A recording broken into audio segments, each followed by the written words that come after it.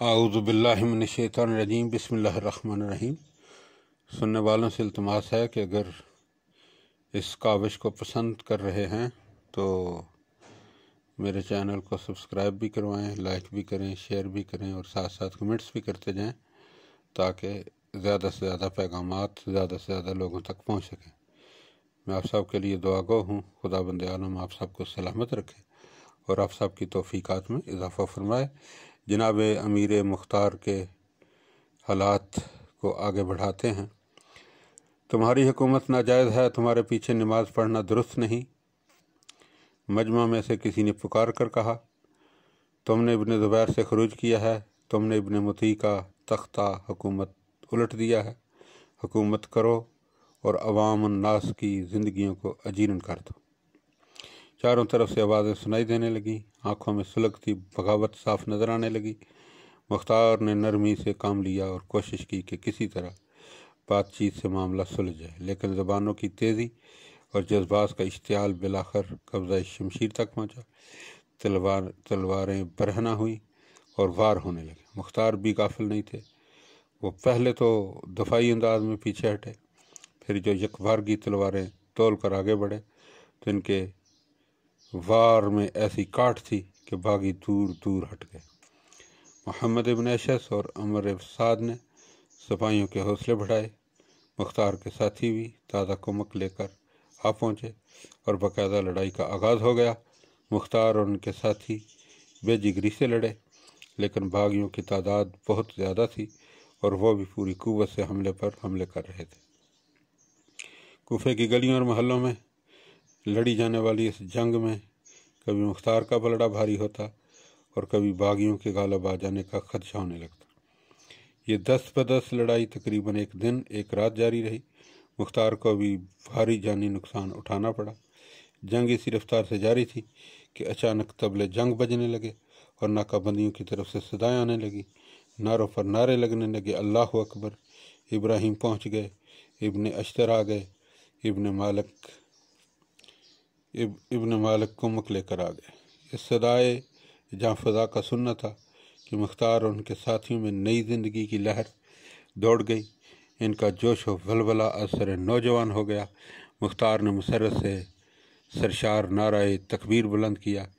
ابراہیم 400 سواروں کے ساتھ ناکے توڑتے ہوئے مختار تک آن پہنچے اور ان کے نعرے کا جواب دیا۔ مختار گھوڑے سے اتر آئے اور بےتابی سے آگے بڑھ کر ابراہیم کو گلے سے لگا لیا۔ مرحبا میرے بھائی ابراہیم، تم نے میری آنکھوں کو ٹھنڈا کیا ہے، مجھے یقین تھا کہ تم میری آواز پر ضرور لبیک کہو۔ ابراہیم مسکرائے، یا امیر، میں نے صحابات مدائن میں پڑاؤ ڈالا ہی تھا کہ آپ کا فرستادہ پہنچ گیا۔ میں نے ایک لمحے کی تاخیر نہیں کی اور 400 سواروں کے ساتھ ہمراہ آگے آگے چل پڑا تاکہ جلد سے جلد آپ تک پہنچ سکوں۔ میرے پچھلے دستے بھی بس پہنچنے ہی والے ہیں اور آپ دیکھیں گے کہ آپ کے جانثاروں کی تلواریں ان باغیوں کا کس طرح منہ پھیراتی۔ مختار نے محبت سے ابراہیم کی پیشانی چومی۔ ابراہیم، تمہارے ہوتے ہوئے مجھے کسی تردد کی ضرورت نہیں ہے۔ مختار نے ابراہیم کے لیے تازہ دم سواری لانے کا حکم دیا اور تھوڑی دیر میں ابراہیم کی تلوار کی چکا چوند باغیوں کی آنکھیں خیرہ کرنے لگی۔ ابراہیم کی آمد کی خبر پہلے ہی باغیوں کے حواسوں پر بجلی بن کر گری تھی۔ ان کے ہوا حوصلے پست ہو گئے، انہیں موت سر پر نظر آنے لگی تو انہوں نے راہ فرار اختیار کر لی اور گروہوں کی صورت میں کناسہ اور جبانہ میں پناہ لے لی اور اثر نو حملے کی تیاریاں کرنے لگے۔ مختار نے 2 لشکر ترتیب دیے، ایک ابراہیم کی قیادت میں کناسہ روانہ کیا اور دوسرا خود لے کر جبانہ تو سمی روانہ ہوئے۔ شدید جنگ درپیش ہوئی اور باغیوں پر قابو پا لیا گیا۔ بہت سے لوگ تہہ تیگ ہو گئے اور کئی ہزار قیدی بنا کر انہیں قید کر لیا گیا۔ مختار فتح و کامرانی کے ساتھ کوفہ واپس آئے۔ مسجد میں اعلان کیا کہ قیدیوں میں سے جو قتل حسین میں شریک ہیں ان کے لیے کوئی رعایت نہیں اور جس کا دامن اس سے آلودہ نہیں ہے انہیں رہا کر دیا جائے گا۔ اس ضمن میں تحقیق اور گواہیاں ہوئیں اور قاتلان حسین کے سوا سب کو چھوڑ دیا گیا۔ اس مارکہ آرائی نے ابراہیم اور ان کے لشکر کو تھکا دیا، جس کی وجہ سے وہ فوراً ہی ابن زیاد کے تعاقب میں روانہ نہ ہو سکے، اور اس بڑی بغاوت کے بعد مختار کو تنہا چھوڑنا نہیں چاہتے تھے۔ انہوں نے سپاہیوں کی اجازت دے دی کہ وہ اپنے گھروں میں کچھ عرصہ آرام کر کے تازہ دم ہو جائیں، اور ان کی کوفے میں موجودگی کی وجہ سے باغی مختار کو تنہا نہ سمجھا۔ امن و امان کا قیام ہوا۔ مختار نے عصر نو کوفے کا انتظام سنبھالا، نظم و نسق بحال کیا، اپنے وفادار ساتھیوں کو مشورے کے لیے بلایا۔ ابراہیم سے بولے، یا اخی، آپ نے دیکھا ان لوگوں کی طرف سے ذرا سی غفلت نے کیا نتائج پیدا کیے ہیں۔ میرا خیال ہے کہ اب انہیں مطلق ڈھیل نہ دی جائے، اور جس مقصد کے لیے کھڑا ہوا ہوں جتنی جلدی ممکن ہو سکے اسے حاصل کرنے کی سعی کروں۔ یہ موقع نہایت مناسب ہے۔ اس وقت باغیوں کی قوت منتشر ہے، ان کے دلوں میں آپ کا رعب طاری ہے، انہیں خود کو مجتمع کرنے کے لیے ابھی وقت درکار ہوگا۔ ابراہیم نے بھی تائید کی۔ تو پھر آج اور ابھی سے یہ کام شروع ہوگا، مختار نے قطعی لہجے میں کہا، اور عبداللہ ابن کامل سے بولے، عبداللہ، آپ کوتوال شہر ہیں، آپ فوراً کوفے کی ناکہ بندی کریں اور اس میں اتنی سختی سے کام لیں کہ قاتلان حسین میں سے کوئی ایک بھی مردود کوفے سے باہر نہ نکلنے پائے۔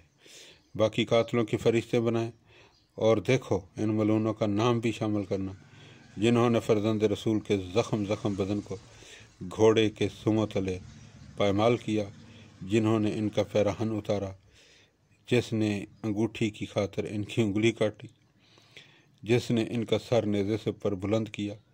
اور مختار کی آواز بھرا گئی، اور وہ شدت غم سے اپنے بال نوچتے ہوئے بولے، اور کس کس کا تذکرہ کروں کہ ان غموں نے زندگی عذاب بنا دی اور ہمارے سر ہمیشہ کے لیے جھکا دیے۔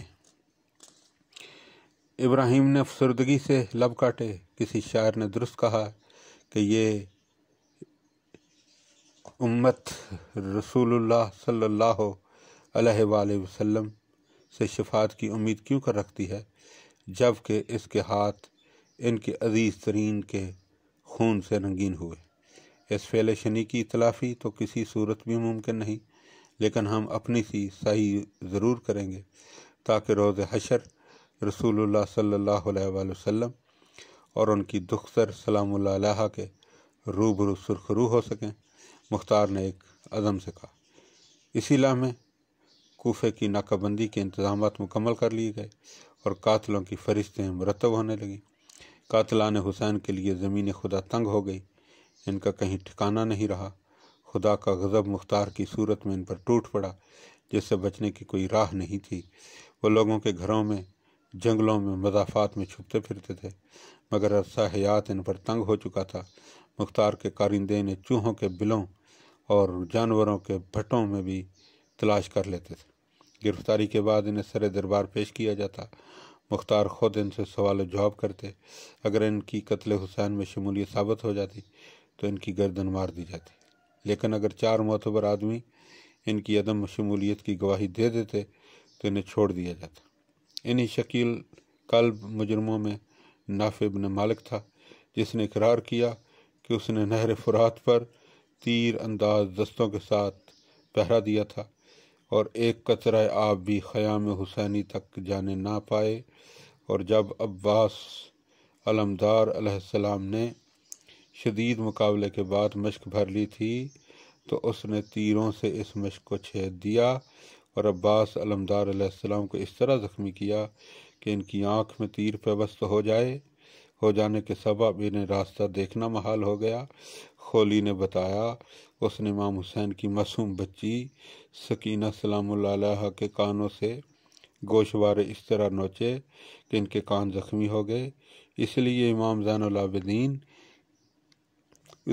امام زین العابدین کے نیچے سے چمڑے کا بستر کھینچ لیا جس پر وہ شدت بخار میں بے ہوش پڑے تھے۔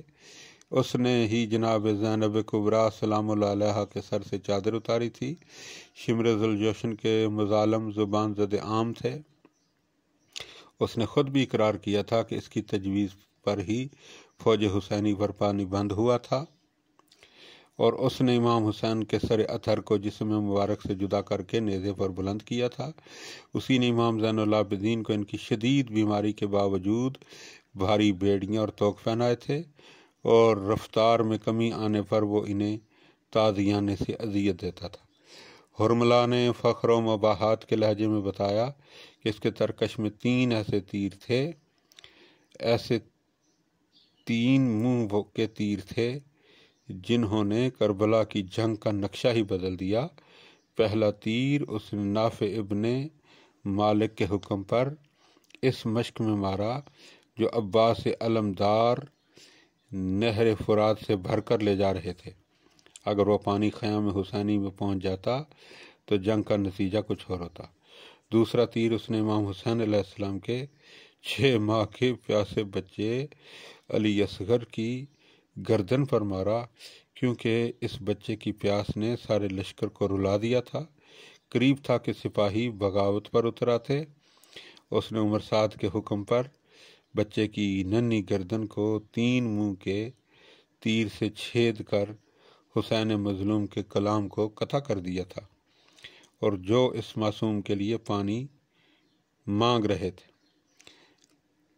اس کے تیسرے تیر کا نشانہ حسین علیہ السلام کی پیشانی تھی۔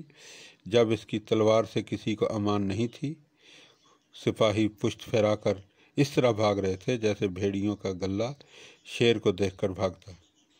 اس نے چھپ کر نشانہ لیا اور حسین علیہ السلام گھوڑے سے گر پڑے۔ مختار دھاڑے مار کر رونے لگے، اے حرملہ، خدا تجھ پر لعنت کرے کہ تو نے اس کو قتل کیا۔ جس پر نماز میں درود نہ بھیجا جائے تو نماز ہی قبول نہیں ہوتی، اور اس پر فخر و مباحت کرتا ہے۔ تو ہرگز مسلمان کہلوانے کا حقدار نہیں، نہ ہی تیری عاقبت مسلمانوں جیسی ہوگی۔ تجھے قتل کر کے آگ میں جلایا جائے گا۔ حکم کی تعمیل کی گئی۔ قریب ہی کھڑے ہوئے ایک شخص منہال نے بے ساختہ سبحان اللہ کہا۔ مختار نے پلٹ کر اس کی طرف دیکھا۔ منہال، میں نے سنا ہے کہ تم نے ابھی سبحان اللہ کہا ہے۔ بے شک تسبیح کہنا تو ہر وقت باعث ثواب و برکت ہے، مگر کسی خاص موقع پر اس کا نوک زبان پر آ جانا کسی نہ کسی سبب سے ہوتا ہے۔ تم نے اس وقت جو سبحان اللہ کہا ہے، کیا اس کی کوئی خاص وجہ ہے؟ منہال مسکرایا، ہاں امیر، اس کی خاص وجہ ہے، اور آپ ہی یہ وجہ جاننے کے سب سے زیادہ مستحق ہیں۔ تو پھر بتاؤ، بیان کرو۔ مختار نے استفسار کیا۔